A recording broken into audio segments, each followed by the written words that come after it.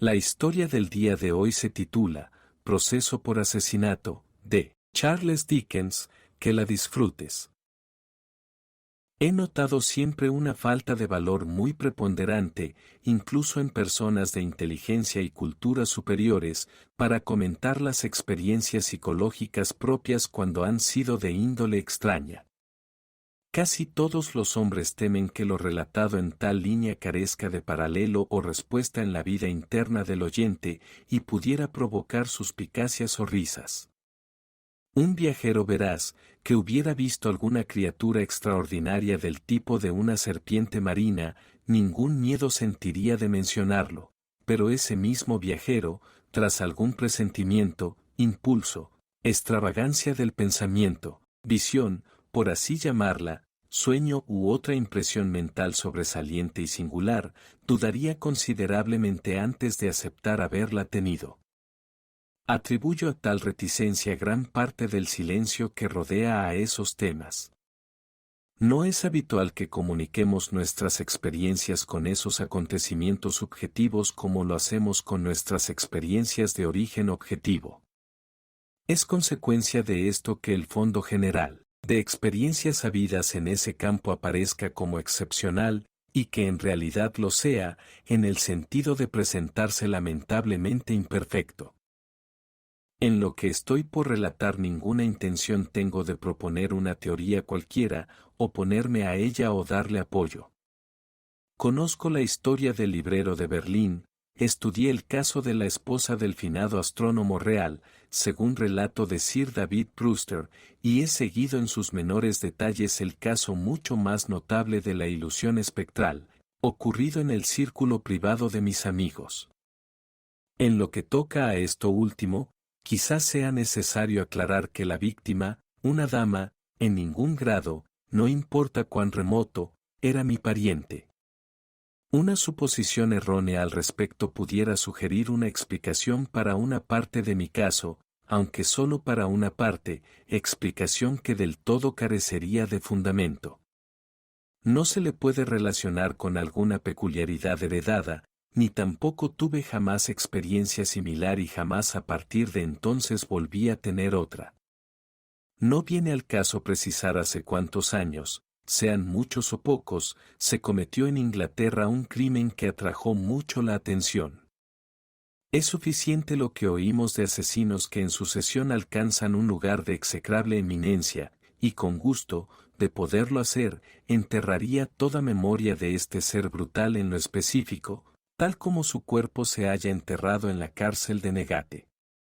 De propósito me abstengo de dar cualquier indicio sobre la identidad de este asesino. Al descubrirse el crimen, ninguna sospecha cayó, o más bien debiera decir, porque conviene ser muy preciso en los hechos, que en ningún sitio se insinuó públicamente que cayera sospecha alguna, sobre el hombre que más tarde fue llevado a juicio. Como por entonces ninguna referencia acerca de él se hizo en la prensa, obviamente resulta imposible que en aquel tiempo se diera en los periódicos su descripción. Es esencial que se recuerde este hecho. Al abrir, durante el desayuno, mi periódico matutino, donde se daba razón de aquel descubrimiento, encontré el caso muy interesante y leí todo con suma atención. Y lo leí 2 veces, si no es que 3. El descubrimiento ocurrió en un dormitorio y, cuando dejé a un lado el periódico, tuve un destello, un amago, un flujo, un no sé cómo llamarlo, pues ninguna palabra que conozca es lo bastante descriptiva. Me pareció ver que el dormitorio pasaba a lo ancho de mi habitación, como un cuadro imposiblemente pintado sobre un río en movimiento. Aunque casi instantáneo en su aparición, fue muy claro, tan claro que con toda nitidez, y con una sensación de alivio, observé que el cadáver no estaba sobre la cama. No fue un lugar romántico aquel en el que tuve esta sensación curiosa, sino en ciertas habitaciones de Piccadilly, casi en la esquina, con la calle St. James. Se trató de algo totalmente nuevo para mí. Estaba en mi sillón, y la sensación vino acompañada de un temblor peculiar, que desplazó al mueble de su lugar. aunque debe comentarse que el sillón se mueve con facilidad debido a sus ruedecillas. Me acerqué a una de las ventanas, hay dos en la habitación, que está en un segundo piso, para descansar los ojos en los objetos que por Piccadilly pasaban. Era una clara mañana de otoño, y la calle se veía brillante y alegre. Había un viento fuerte, cuando miraba hacia afuera, trajo desde el parque un cierto número de hojas secas, que una ráfaga tomó e hizo girar en una columna. Al cesar el viento y dispersarse las hojas, vi a dos hombres en la acera opuesta, que iban del oeste al este, uno detrás del otro. El de adelante miraba a menudo por encima del hombro. El segundo lo seguía, a unos 30 pasos de distancia, con la mano derecha levantada en gesto amenazador. Al principio, la singularidad y constancia de aquel gesto, en un lugar tan público, atrajeron mi atención, luego, la circunstancia incluso más sorprendente de que nadie hiciera caso. Ambos hombres se abrían paso entre los transeúntes con una facilidad que difícilmente se adecuaba al acto mismo de caminar por un pavimento. Ninguna criatura, hasta donde me era posible comprobarlo, se hacía a un lado, los tocaba o los seguía con la vista. Al pasar ante mi ventana, los dos me miraron. Distinguí sus rostros con toda nitidez y supe que los reconocería en cualquier sitio. No que hubiera notado conscientemente algo de peculiar en ellos, excepto que el primer hombre tenía un desusado gesto de preocupación y la cara de quien lo seguía el color de la cera impura. Soy soltero, mi ayuda de cámara y su esposa componen todo mi servicio doméstico. Trabajo en una sucursal bancaria, y ojalá que los deberes como cabeza de mi departamento fueran tan ligeros como popularmente se supone. Por culpa de ellos me hallaba en la ciudad aquel otoño, cuando tanto necesitaba un cambio. No estaba enfermo, pero tampoco me sentía bien. Mis lectores deducirán lo más que deducir puedan razonablemente de aquella sensación de saciedad, de aquel estado de depresión porque sentía llevar una vida monótona y por encontrarme ligeramente dispéptico. Mi médico, profesionista de renombre, asegura que mi estado real de salud en aquellos momentos no justifica una descripción más severa, y cito de la respuesta enviada por escrito cuando le solicité información.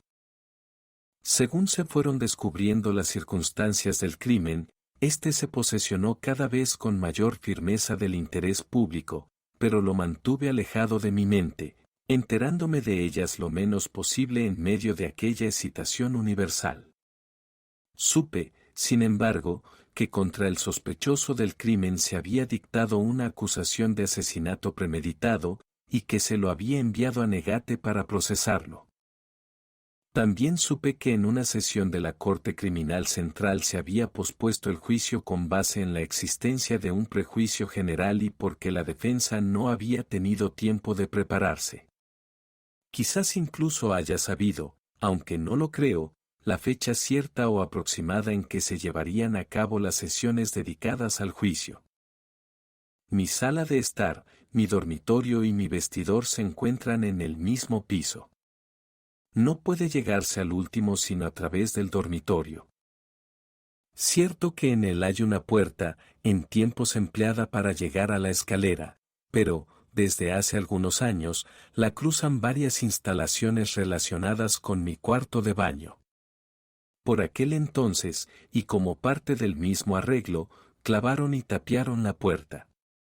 Una noche, ya tarde, estaba en mi dormitorio dándole ciertas instrucciones a mi sirviente antes de que se retirara. Daba yo la cara a la única puerta de comunicación con el vestidor, que se encontraba cerrada. Mi sirviente estaba de espaldas a ella. Mientras hablaba con él, vi que la abrían y un hombre se asomaba y, de modo muy encarecido y misterioso, me llamaba con un ademán. Era el segundo de los dos que pasaran por Piccadilly, aquel con un rostro color de cera impura. Terminado el ademán, la figura desapareció, cerrando la puerta. Sin mayor dilación que la necesaria para cruzar el dormitorio, abrí la puerta del vestidor y miré adentro. Llevaba en la mano una bujía encendida. En mi interior no esperaba ver aquella figura allí, y no la vi. Consciente de que mi criado me miraba con asombro, me volví hacia él y dije, «¿Podrías creerme, Derrick, que ahora mismo, y en mis cabales, creí ver?» Al tiempo que ponía mi mano sobre su pecho, lo sentí temblar violentamente, y me contestó, «Ah, por Dios, señor, sí». Un hombre muerto llamando con un gesto. Ahora bien, no creí que John Derrick, mi fiel y adicto sirviente por más de 20 años, tuviera impresión alguna de haber visto tal figura hasta que lo toqué.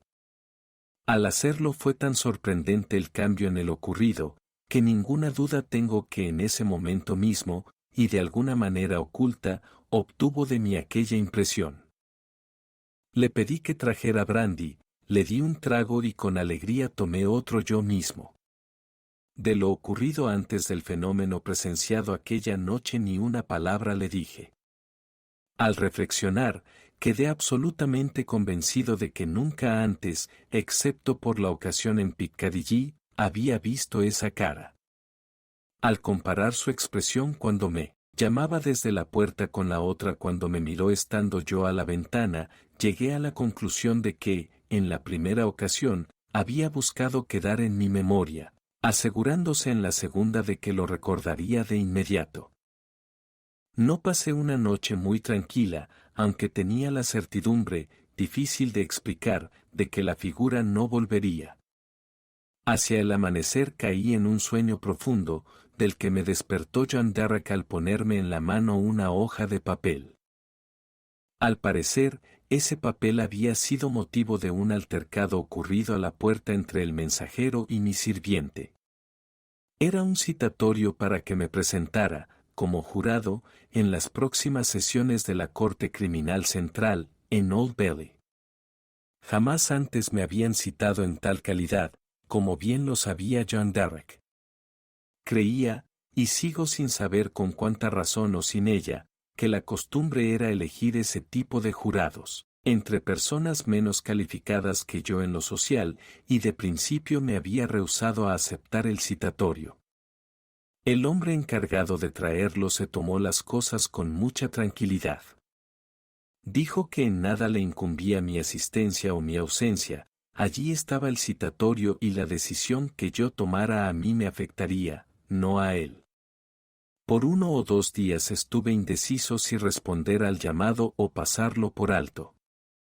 Ninguna conciencia tenía de que hubiera la más ligera presión, influencia o atracción en una u otra dirección. Estoy tan seguro de ello como de cualquier otra afirmación aquí hecha. Al final de cuentas decidí ir, para romper la monotonía de mi vida. La fecha señalada era una cruda mañana de noviembre. Había en Piccadilly una densa bruma parda que, al este de Temple Bar, se volvió definitivamente negra y de lo más opresiva. Encontré los pasillos y las escaleras de la corte brillantemente alumbrados con luces de gas y la corte iluminada de igual manera. Creo que, hasta no verme conducido por los funcionarios a la Old Court y verla atiborrada, no supe que se juzgaría al asesino aquel día. Creo que, hasta no entrar con dificultades considerables en ella, no supe en cuál de las 2 cortes dispuestas me tocaba actuar. Pero no debe tomarse esto como una afirmación definitiva, pues en mi mente no estoy del todo satisfecho respecto a ninguno de esos puntos. Me senté en el lugar destinado a los jurados en espera, y miré a mi alrededor hasta donde me lo permitía la densa nube de niebla y aliento condensado que allí había.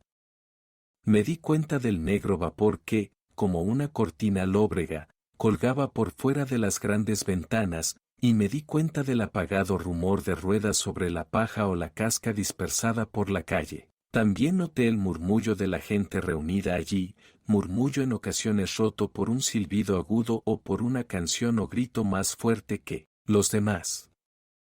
Poco después entraron los jueces, 2 de ellos, y ocuparon sus lugares. Se acalló impresionantemente el bisbiseo de la sala. Se dieron órdenes de traer al asesino. Apareció este. En el acto reconocí en él al primero de los 2 hombres que pasaron por Piccadilly. De haberse pronunciado entonces mi nombre, dudo que hubiera podido responder en voz audible.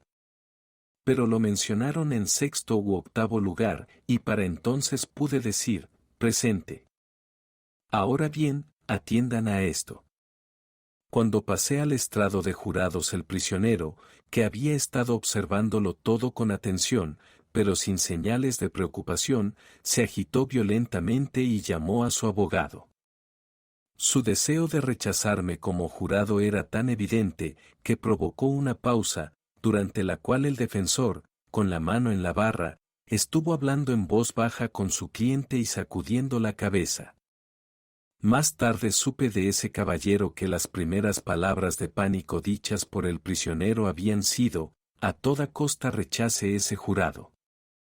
Pero no se hizo así, pues el prisionero carecía de razones para pedirlo y admitió no conocer ni siquiera mi nombre hasta no oírlo pronunciar allí y verme aparecer. Tanto por los motivos ya explicados, que deseo evitar revivir la malsana memoria de aquel asesino, como porque de ninguna manera es indispensable a mi relato una explicación detallada de aquel largo juicio, me limitaré en gran medida a los incidentes ocurridos los 10 días y noches que nosotros, los del jurado, estuvimos juntos, directamente relacionados con mi extraña y personal experiencia. Es en esta que deseo interesar a mis lectores, no en el asesino. Es para ella, y no para una página de The Newgate Calendar, uno que solicito atención.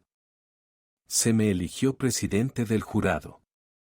La segunda mañana del juicio, tras 2 horas de haberse estado tomando declaraciones, escuché sonar el reloj de la iglesia. Al pasear la vista por mis compañeros tropecé con una inexplicable dificultad al contarlos.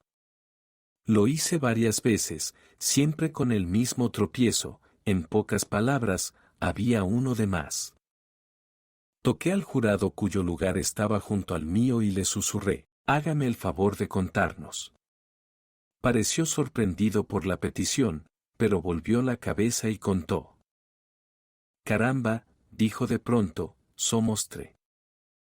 Pero no, eso es imposible. No, somos 12. De acuerdo con mis cálculos de aquel día, siempre éramos el número correcto contados en lo individual, y sin embargo, siempre resultaba uno de más vistos en grupo. No había ninguna presencia, ninguna figura, que explicara aquello, pero tenía yo el presentimiento de la figura que con toda seguridad aparecería. El jurado estaba alojado en la London Tavern. Todos dormíamos en una habitación grande, en camas separadas, y siempre estábamos al cuidado y bajo la vigilancia del oficial encargado de nuestra seguridad. No veo razón para ocultar el nombre verdadero de ese funcionario, quien era una persona inteligente, sumamente cortés, servicial y, me alegré enteramente de ello, muy respetada en la ciudad. Era de presencia agradable, vista aguda, negras y envidiables patillas y una voz sonora y modulada. Se llamaba Harker. Cuando por la noche nos metíamos en nuestras 12 camas, la del señor Harker quedaba atravesada en la puerta. La noche del segundo día, no sintiendo deseos de acostarme y viendo al señor Harker sentado en su cama, me puse a su lado y le ofrecí un pellizco de rapé. En el momento mismo en que, al tomar el rapé de mi caja, su mano tocó la mía, pasó por él un temblor extraño y dijo, ¿y quién es aquel? Al seguir la mirada del señor Harker a lo largo de la habitación, vi la figura que esperaba. El segundo de los 2 hombres que pasaron por Piccadilly. Me levanté y avancé unos pasos. Luego me detuve y me volví hacia Harker. Nada le preocupaba ya, reía y dijo de modo placentero. Por un momento creí que teníamos un 13º jurado sin cama. Pero veo que fue la luna. sin revelarle nada, pero invitándolo a caminar conmigo hasta el otro extremo de la habitación, observé lo que hacía la figura. Se detuvo por unos instantes a la cabecera de cada uno de mis 11 compañeros de jurado. Siempre iba al lado derecho de la cama, y siempre pasaba a la siguiente cruzando por los pies.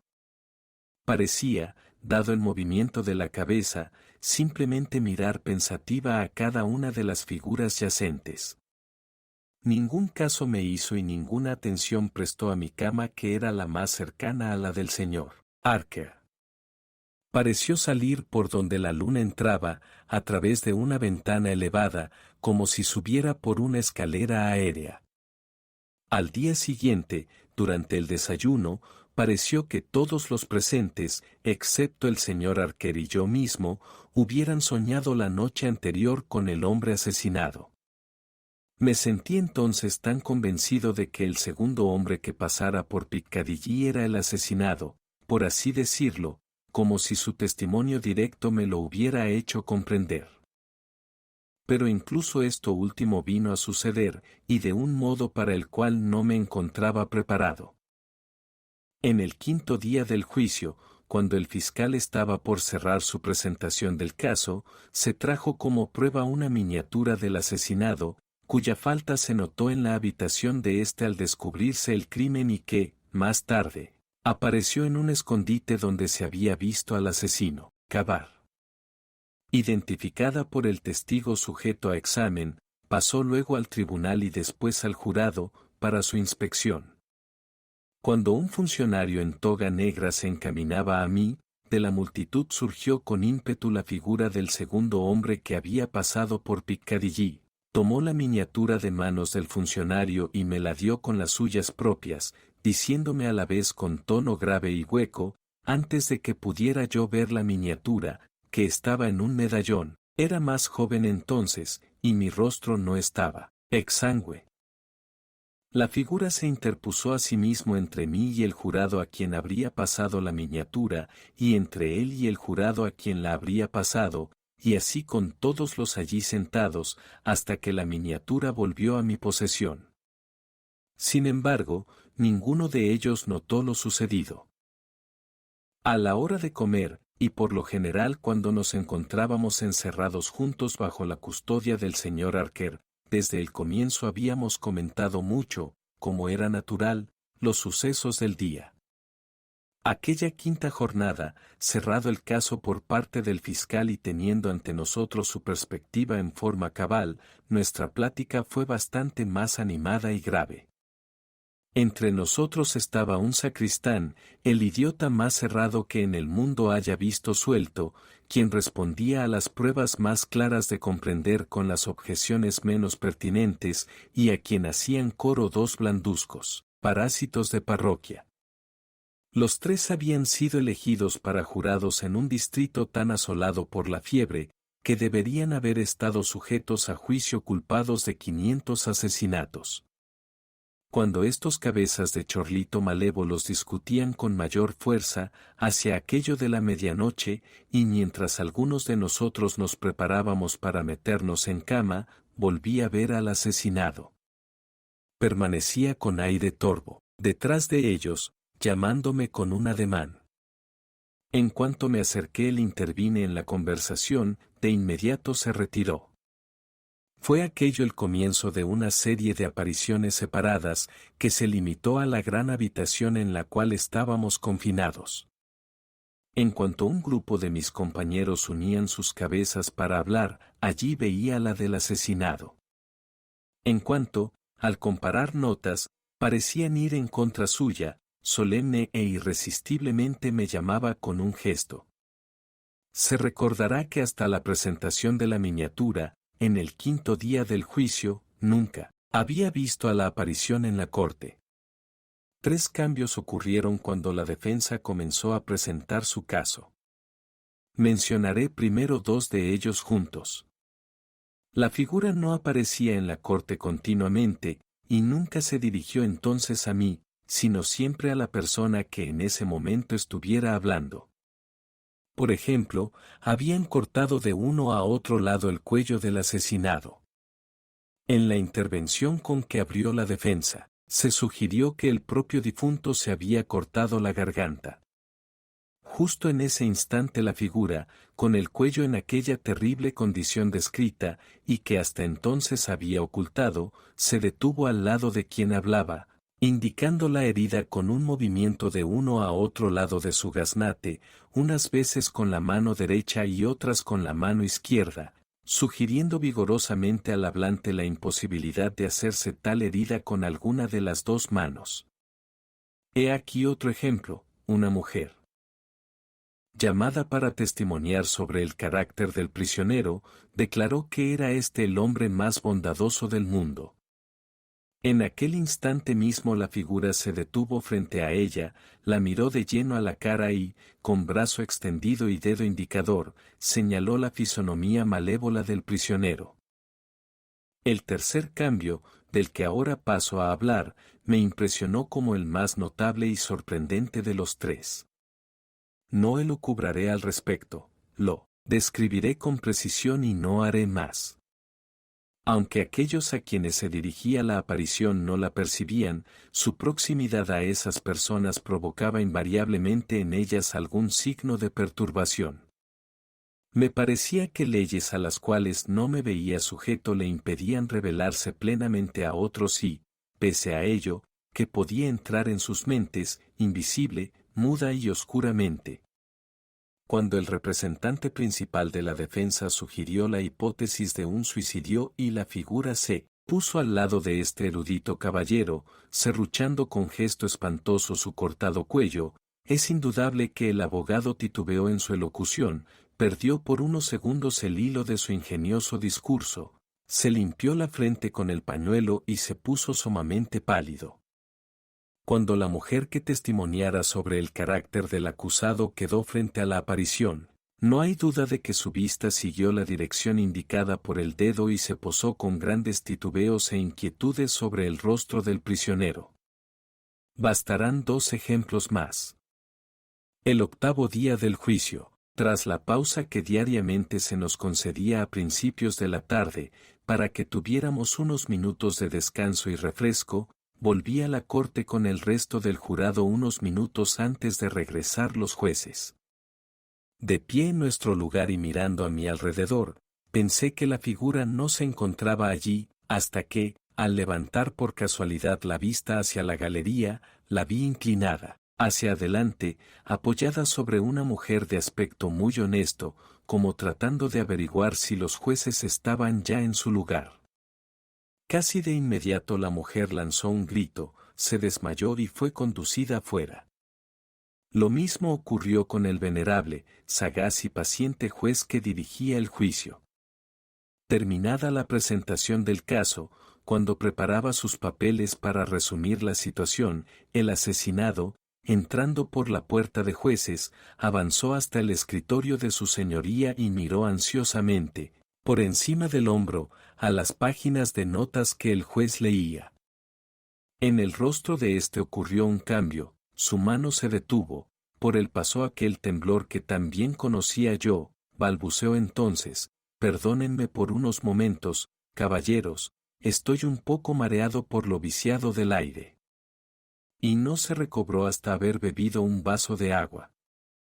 A todo lo largo de la monotonía de 6 de aquellos 10 días interminables, los mismos jueces y otros más en la tribuna, el mismo asesino en el banquillo de acusados, los mismos abogados a la mesa, el mismo tono en las preguntas y respuestas que subían hasta el cielo raso de la corte, el mismo arañar de la pluma del juez, los mismos ujieres entrando y saliendo, las mismas luces encendidas a la misma hora cuando no había ya luz natural, la misma cortina de niebla por fuera de las grandes ventanas cuando estaba nublado, el mismo golpeteo y goteo de la lluvia en días lluviosos, las mismas huellas de carceleros y prisioneros día tras día sobre el mismo aserrín, las mismas llaves abriendo y cerrando las mismas puertas pesadas, a todo lo largo de aquella monotonía tediosa que me hacía sentir como si hubiera sido presidente del jurado por un vasto lapso, que Piccadilly había florecido a la par que Babilonia,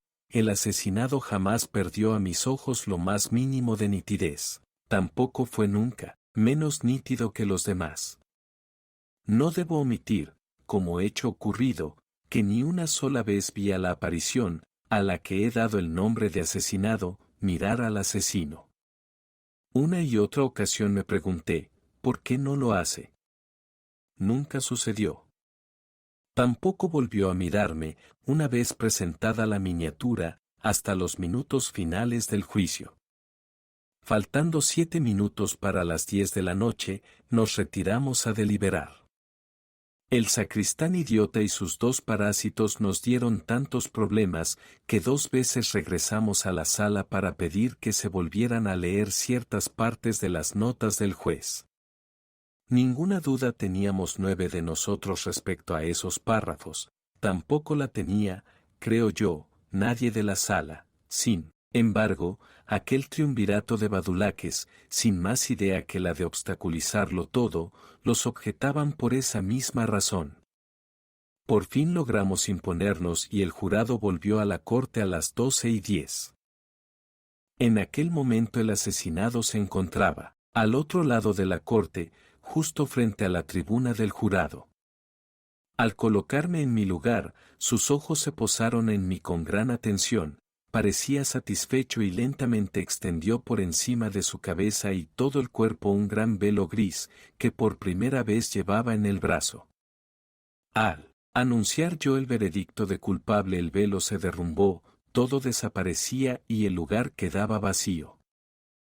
El asesino, al preguntar el juez, de acuerdo con la costumbre, si tenía algo que decir antes de escuchar su sentencia de muerte, sin claridad ninguna murmuró algo que, a la mañana siguiente, los principales diarios describieron como unas cuantas palabras divagadoras, incoherentes y audibles a medias, en las que pareció quejarse de no haber tenido un juicio imparcial, pues el presidente del jurado estaba predispuesto en su contra.